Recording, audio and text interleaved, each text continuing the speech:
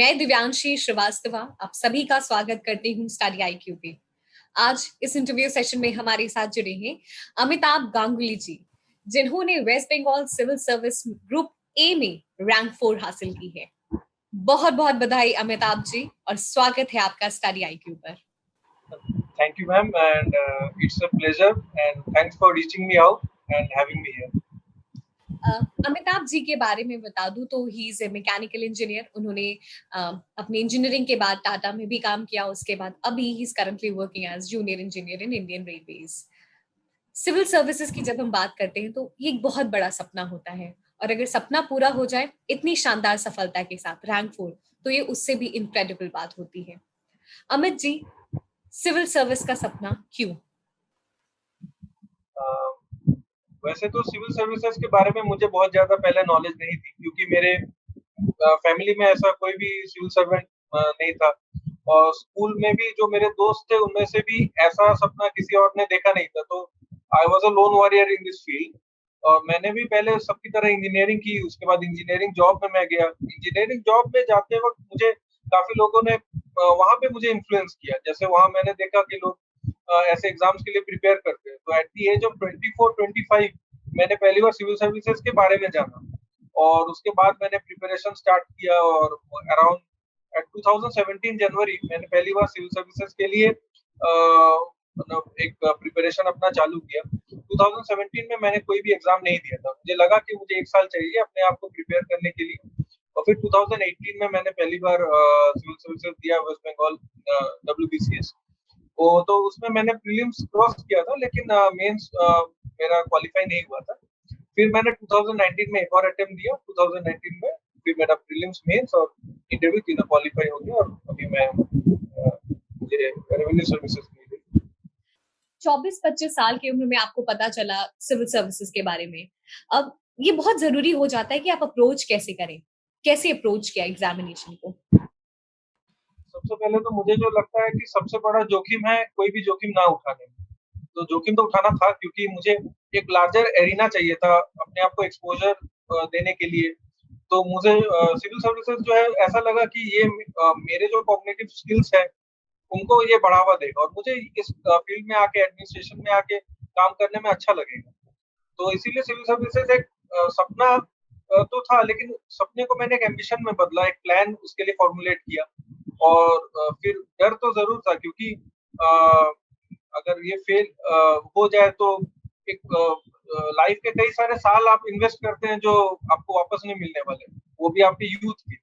तो लेकिन हाँ, अगर आपको अपना लक्ष्य आपके सामने हो, तो मुझे नहीं लगता कि कोई भी चीज़ आपको रोक सकती है। आपका कोई भी सपना हो, आप उसको पूरा ज़रूर करोगे।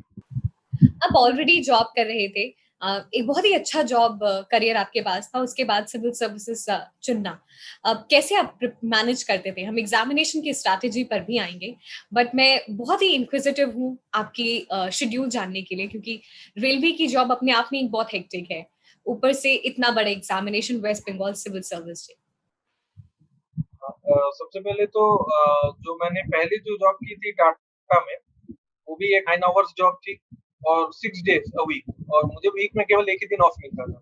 सिमिलरली रेलवे में भी यही था, साढ़े 8 घंटे की ड्यूटी आवर्स थे, और 1 ही दिन ऑफ मिलता था उसमें भी। और ये ड्यूटी आवर्स के बाद भी मतलब आपको टाइम बहुत ही कम मिलता है। जैसे आप शाम को घर आते हैं, थके हारे रहते हैं, लेकिन उसमें भी आपको टाइम निकालना पड़ता है। मैंने जनरली 2-3 चीज़ें मैंने फिक्स कर ली थी। जैसे मैं जो अगर मैं बस में ट्रैवल कर रहा हूँ या ट्रेन में ट्रैवल कर रहा हूँ अपने घर से, तो मैं कोई ना कोई किताब अपने साथ लेके जाता था। मैं मोबाइल में ज़्यादा टाइम नहीं स्पेंड करता था। कोई भी किताब हो, जैसे जो छोटी किताबें हैं मेनली, मैं उनको ले जाता था, या अपने नोट्स को ले जाता था, उनको पढ़ता था।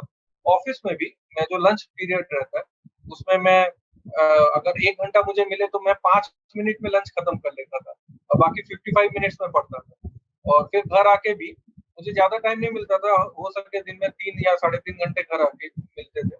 तो उसमें भी मैं कोशिश यही करता था कि मैक्सिमम टाइम अपना जो है मैं मतलब एक स्मार्ट स्टडी करूँ, जो चीज़ें हैं उनको ज़्यादा से ज़्यादा रिवाइज़ करूँ। इसलिए मैं अपने जो सोर्सेस हैं नॉलेज के, उनको बहुत सीमित रखता था, और उनको ज़्यादा से ज़्यादा रिवाइज़ करता था। तो मुझे लगता है इससे मुझे थोड़ा बहुत फ़ायदा तो मिला। सर अगर बात करें मेंस की, तो mains West Bengal civil services में वो भी ऑब्जेक्टिव टाइप होते हैं। किस तरीके से अपने मार्क्स को इनहांस कर सकें, क्योंकि ऑब्जेक्टिव लगता तो बहुत आसान है बट बहुत ट्रिकी हो जाते हैं ऑप्शंस के साथ। हाँ, इसके लिए आपको जो है एमसीक्यूज प्रैक्टिस करने होंगे, लेकिन एमसीक्यूज प्रैक्टिस करने से भी पहले मुझे लगता है concept building is the key. जैसे मैंने बहुत ज्यादा एमसीक्यू प्रैक्टिस नहीं किए थे, लेकिन मैंने सेम किताबों को इतनी बार पढ़ा था कि मुझे लगता था कि वही मेरे लिए काफी हेल्पफुल था।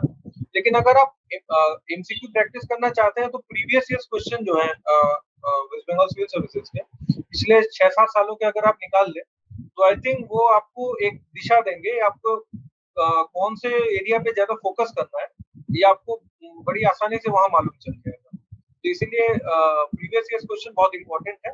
बाकी स्टैंडर्ड कई सारे एमसीक्यूज हमको मिल जाते हैं, कई सारी किताबें हैं मार्केट में, लेकिन अगर आप उनको स्किप भी करें तो लेकिन प्रीवियस ईयर क्वेश्चन को आप स्किप नहीं कर सकते, क्योंकि वो जो है आपको एमसीक्यू कौन से एरिया पे फोकस करना है, कौन सी चीजों को बार बार रिवाइज करना है, उसमें आपको वो काफी हेल्प करेगा। आपने कॉन्सेप्ट बिल्डिंग की बात कही, और कॉन्सेप्ट बिल्डिंग बहुत ही जरूरी है, एमसीक्यू सॉल्व करना है चाहे एग्जाम में, थ्रू आउट द एग्जामिनेशन। आपने एकदम ही नई शुरुआत की थी 24-25 की उम्र में। अब जो भी स्टूडेंट स्क्रैच से तैयारी शुरू कर रहे हैं, उनको अपना फाउंडेशन कैसे डेवलप करना है? फाउंडेशन के लिए जो है आप सबसे पहले मुझे लगता है एनसीईआरटीज आपको स्टार्ट करनी चाहिए। अब सबसे पहले ज्योग्राफी में क्लास 9, 10, 11, 12 ये चारों एनसीईआरटी बहुत इंपॉर्टेंट है। ये आपको सब्जेक्ट में इंटरेस्ट ला देंगे, क्या आपको सब्जेक्ट में क्या पढ़ना है, क्या आ सकता है। तो मुझे लगता है एनसीईआरटी आपको इंटरेस्ट डेवलप करने में हेल्प करेगा। इंडियन पॉलिटी के लिए मुझे नहीं लगता कि एनसीईआरटी बहुत ज्यादा इंपॉर्टेंट है, लेकिन इंडियन इकोनॉमी के लिए इंडियन इकोनॉमिक डेवलपमेंट करके जो किताब है एनसीईआरटी क्लास 11 की, वो बहुत इंपॉर्टेंट है। और हिस्ट्री के लिए भी एनसीईआरटी बहुत ज्यादा इंपॉर्टेंट नहीं है, लेकिन अगर आप पढ़े तो आपको इंटरेस्ट डेवलप होगा। तो फाउंडेशन में तो ये सारी चीजें आ जाती है। लेकिन हाँ, अगर आप स्ट्रेटेजी वाइज अलग अलग सब्जेक्ट्स में जाएं तो काफी सारे किताबें आपको पढ़नी पड़ेंगी, स्पेशली हिस्ट्री के लिए तो हर टॉपिक में काफी सारी किताबें हैं। अमिताभ जी, आपने ये जिस अटेम्प्ट में आपने सफलता हासिल की है, वो आपका दूसरा अटेम्प्ट था। अगर हम पूछ सकते हैं कि पिछले अटेम्प्ट और इस अटेम्प्ट में क्या चीजें बदली हैं एग्जामिनेशन के पॉइंट ऑफ व्यू से, आपने अपनी स्ट्रैटेजी में क्या बदलाव किया है, तो वो क्या है? मुझे पहले तो एक ऑप्शनल सब्जेक्ट चूज करने में थोड़ा सा टाइम लगा। दूसरा, मैंने जब एंथ्रोपोलॉजी सब्जेक्ट को चूज किया तो मुझे टाइम बहुत ज्यादा मिला नहीं अपने आप को पूरा वो सब्जेक्ट में इंटरेस्ट डेवलप करने में, पूरा पढ़ने में। तो जैसे कई लोग करते हैं, मैंने भी वैसे कुछ नोट्स मार्केट में अवेलेबल है जो हेल्पफुल है आपको पूरे सब्जेक्ट का एक होलिस्टिक व्यू देने के लिए। लेकिन पूरा सब्जेक्ट आपको समझने के लिए वो पूरी तरह से हेल्प नहीं करेंगे। तो पहला अटेम्प्ट जो था मैंने केवल वो नोट्स पढ़ के ही, मैंने जो एंथ्रोपोलॉजी का पहला अटेम्प्ट मैंने उस तरीके से दिया था, तो फलस्वरूप उतना अच्छा नहीं हुआ। लेकिन बाय द नेक्स्ट अटेम्प्ट मुझे लगा कि मुझे टेक्स्ट बुक्स पढ़ने होंगे, उसमें से नोट्स अपने बनाने होंगे, और मैं टेक्स्ट बुक पढ़ा और उसमें से नोट्स बनाए और केवल अपने नोट्स पे ही फोकस किया मैंने। तो इसीलिए 2019 वाला जो था उसमें मेरा एंथ्रो का पेपर काफी अच्छा गया। और पेपर 6 जो हमारा उसमें रहता है, मैथ्स और रीजनिंग था, वो पेपर 6 बड़ा गेम चेंजर टाइप का पेपर है। अगर उसमें आप 170 या 160 से 165 के बीच में स्कोर करते हैं तो आपका काफी एडवांटेज रहता है दूसरे स्टूडेंट्स पे, क्योंकि जनरली आर्ट्स बैकग्राउंड के जो स्टूडेंट रहते हैं वो तो थोड़ा सा इसमें हिचकिचाते हैं, थोड़ा सा मैथ्स में उनको प्रॉब्लम रहती है, उनका एरिया ऑफ स्कोरिंग अलग है। लेकिन अगर कोई साइंस बैकग्राउंड का है तो उनको ये ऐसा एरिया है जिसमें आप काफी अच्छा लीड ले सकते हैं। तो मुझे लगा कि पेपर 6 जो है यहाँ पे मेरे लिए तो एक गेम चेंजर ही साबित हुआ। आपने कैसे ऑप्शंस को टैकल करना है, कैसे स्कोरिंग बनाना है, वो तो बताया। पेपर 6 को कैसे स्कोरिंग बना सकते हैं? बेशक जो साइंस स्ट्रीम के स्टूडेंट्स हैं उनके लिए आसान रहेगा, लेकिन जो आर्ट्स या कॉमर्स स्ट्रीम के स्टूडेंट हैं, वो कैसे स्कोरिंग इसे करें? अगर आप एकदम बेसिक फाउंडेशन की शुरुआत करें तो मुझे लगता है कि आर एस अग्रवाल तो सबसे इम्पोर्टेंट किताब है। लेकिन मैंने आर एस अग्रवाल फॉलो नहीं किया था। एक्चुअली मैंने एक एसएससी सीजीएल के लिए जो मैथमेटिक्स की किताबें आती हैं उसमें आप एक एडवांस मैथमेटिक्स की किताब है राकेश यादव सर की, या तो टायरा एंड कुंदन की की जो किताब आती है वो भी काफी अच्छी किताब है। उसमें आप अगर टाइम बेसिस पे अपने आप को 1 घंटा दें और उसमें आप कोशिश करें कि मैं 1 घंटे में 60 नंबर ऑफ क्वेश्चन सॉल्व करूं, और उन किताबों में काफी अच्छे सवाल भी हैं। तो मुझे लगता है कि अगर आप वीकली इसको प्रैक्टिस करें 1 साल तक, तो मुझे नहीं लगता कि उसके बाद आपको कोई रोक पाएगा, क्योंकि ये काफी अच्छे किताबें हैं, स्टैंडर्ड किताबें हैं, इनमें से आपको काफी हेल्प मिलेगी। वेस्ट बंगाल सिविल सर्विसेज में करंट अफेयर्स का एक अलग ही पेपर होता है। न्यूज़पेपर पढ़ना कितना जरूरी है? करंट अफेयर्स के लिए तो मुझे लगता है न्यूज़पेपर के अलावा सोर्सेस आपके पास काफी लिमिटेड हो जाते हैं। न्यूज़पेपर आपको पढ़ना ही है डेली, और न्यूज़पेपर पढ़ने से ज्यादा न्यूज़पेपर से आपको नोट्स बनाने होंगे, क्योंकि आपने 1 साल का न्यूज़पेपर पढ़ा, तो ये पॉसिबल नहीं है कि 1 साल पहले न्यूज में जो आया था वो आप रिटेन कर सके। तो इसलिए नोट्स बनाने होंगे। नोट्स किस हिसाब से बनाए कि आप मेंस के जो पेपर है उनको आप डिवाइड कर लीजिए कि इंडियन पॉलिटी है, इंडियन इकोनॉमी है, हिस्ट्री रिलेटेड कुछ न्यूज आ सकता है, और आपके ऑप्शनल से रिलेटेड कुछ न्यूज आ सकता है। तो उसमें से आप डिवाइड कीजिए, उसको फोल्डर्स में डिवाइड कीजिए, और न्यूज जो डेली आते हैं उनमें से आप चुनिंदा 15 या 20 न्यूज को डेली आप इन फोल्डर्स में डिवाइड करके लिखिए, उनमें रखिए उन न्यूज को। आप शॉर्ट नोट्स बना के रख सकते हैं। तो अगर आप शॉर्ट नोट्स बना के रखते हैं, तो साल भर के बाद में आपके पास एक पूरे न्यूज का अच्छा सा कंपाइलेशन आपके पास मिल जाएगा। तो आपको बहुत कम टाइम में क्रिस्प तरीके से आप पूरे न्यूज को पढ़ सकते हैं, पूरे साल के न्यूज को। इसके अलावा मुझे जो लगता है कि अगर आप योजना और कुरुक्षेत्र जो 2 मैगजीन्स हैं, और स्पेशली साइंस रिपोर्टर जो मैगजीन है, तो ये 3 मैगजीन्स अगर आप मंथली पढ़े, इनमें से मुझे नहीं लगता कि नोट्स बनाने पड़ेंगे, लेकिन इन मैगजीन्स को पढ़ने से आपका एक सेंस ऑफ नोइंग रहेगा कि चारों तरफ क्या हो रहा है, क्या चल रहा है। तो मुझे लगता है कि इससे भी आपका करंट अफेयर बहुत हेल्प होगा। आपने भी बात की कुरुक्षेत्र और योजना, ये दोनों अपने आप में ही एक बहुत ही बल्कि सिलेबस है, अपने आप में ही एक पूरी पढ़ाई है। कैसे लिमिट करें, कैसे समझें कि एग्जामिनेशन के पॉइंट ऑफ व्यू से क्या जरूरी है और क्या नहीं? हाँ, एक्चुअली अगर आप कुरुक्षेत्र योजना दोनों पढ़े तो आपको काफी जो आर्टिकल्स है उसमें रिपीटेड लगेंगे। कई सारे आर्टिकल्स जो है वो लगातार एक ही चीज को रिपीट करेंगे, और इसीलिए आपको उसमें से बहुत ही फिल्टर आउट करना होगा, बहुत ही लिमिटेड आपको मार्किंग्स करने होंगे, आपको अंडरलाइन करके रखना होगा।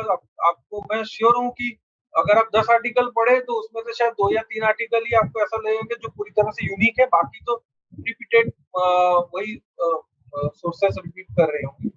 लेकिन साइंस रिपोर्टर जो है वो साइंस एंड टेक जो आपका पेपर है उसके लिए बहुत इंपॉर्टेंट है। वो आपको अच्छे से उसमें काफी यूनिक न्यूज भी आपको मिलेंगे, और मुझे लगता है वो बहुत इंपॉर्टेंट है। ये तो बात हो गई मेंस की और किस तरीके से टैकल करना है, चाहे वो न्यूज़पेपर हो, योजना, कुरुक्षेत्र, कैसे नोट्स मेकिंग कितनी इंपॉर्टेंट है। अगर हम आपका इंटरव्यू एक्सपीरियंस जान सकें। तो WBCS का जो ग्रुप ए और बी का इंटरव्यू है उसको बीटी या पर्सनालिटी टेस्ट कहते हैं। ये 250 मार्क्स का एक इंटरव्यू है। इसमें जो लैंग्वेज ऑफ कन्वर्सेशन है ये बंगाली और इंग्लिश मिक्स एक लैंग्वेज वो यूज करते हैं। इसमें जो पीएससी के चेयरमैन है वो रहते हैं, उसके साथ कई सारे और इंटरव्यूज रहते हैं। तो मेरा जो एक्सपीरियंस रहा है वो उसमें जो पहले तो उन्होंने वो काफी कॉर्डियल थे अपने जेस्चर में, और पहली बार जो है हमारा इंटरव्यू ऑनलाइन हुआ था। तो ये पहली बार पीसीएस जो है ऑनलाइन इंटरव्यू कंडक्ट करा रही थी, तो हम लोग थोड़ा सा तो नर्वस थे ही, लेकिन उन्होंने काफी इस चीज को कॉर्डियली हैंडल किया, हमको काफी अकोमोडेटेड फील कराया। और उसके बाद जो है इंटरव्यू जो चला ये अराउंड 30-35 मिनट्स चला था। उसमें उन्होंने मैं कहाँ से बिलोंग करता हूँ, तो जैसे मेरा घर है उसके आसपास क्या-क्या लोकेशंस है जो घूमने लायक है, उसमें क्या-क्या इम्पोर्टेंट फैक्ट्रीज है, क्या-क्या इम्पोर्टेंट जगह है, ये सब उन्होंने पूछा। वहाँ से कौन-कौन फेमस पर्सनैलिटीज कौन आते हैं वहाँ से, ये पूछा। उसके बाद उन्होंने मेरे स्कोप ऑफ वर्क से पूछा कि मैं जहाँ नौकरी करता हूँ मेरा क्या काम है, मैं क्या-क्या वहाँ जॉब करता हूँ, मेरा क्या डेली रूटीन है, ये सब पूछा। उसके बाद उन्होंने वेस्ट बंगाल सिविल सर्विस में क्यों आना चाहते हो और क्यों रेलवे छोड़ना चाहते हो, ये काफी इम्पोर्टेंट सवाल था, क्योंकि वो बोल रहे थे रेलवे तो काफी अच्छी जॉब है, क्यों उसको छोड़ के तुम यहाँ आना चाहते हो। तो ये उन्होंने काफ़ी इस पे स्ट्रेस दिया था। फिर उन्होंने अलग-अलग सर्विसेज़ के बारे में पूछा, जैसे पुलिस सर्विसेज़ है, जैसे रेवेन्यू है, तो सबके अलग-अलग सर्विसेज़ के बारे में कितना नॉलेज है, उसका थोड़ा-सा उन्होंने टेस्ट किया। 1-2 उन्होंने पज़ल्स टाइप के क्वेश्चन भी पूछे। तो उसके बाद मेरे हॉबीज़ के बारे में पूछा। मेरा हॉबी जो है वो वॉचिंग सिनेमा है, तो सिनेमा के बारे में भी थोड़ा सवाल उन्होंने 3-4 सवाल पूछे उसमें से। तो और इसके बाद हॉबीज़ पूछने के बाद उन्होंने इंडियन पॉलिटी से कई सारे सवाल पूछे, आर्टिकल्स रिलेटेड कुछ सवाल थे, पंचायती राज रिलेटेड कुछ सवाल थे और बहुत ज़्यादा उन्होंने सवाल मतलब स्टडीज़ से रिलेटेड या हिस्ट्री ज्योग्राफी से रिलेटेड नहीं पूछे। उन्होंने मेरे मतलब जॉब और वर्क से रिलेटेड ही ज़्यादा सवाल पूछे थे। इंटरव्यू में 35 मिनट्स का इंटरव्यू था, लेकिन हाँ, इसमें एक चीज़ है, चूँकि मेरा लैंग्वेज हिंदी था, जो मैंने एग्ज़ाम में मेंस में दिया था, तो उन्होंने बंगाली प्रोफिशिएंसी टेस्ट चेक किया था, जिसमें उन्होंने मुझे बंगाली पेपर का एक कटआउट दिया था, उसमें देख के मुझे बंगाली में उसको पढ़ना था।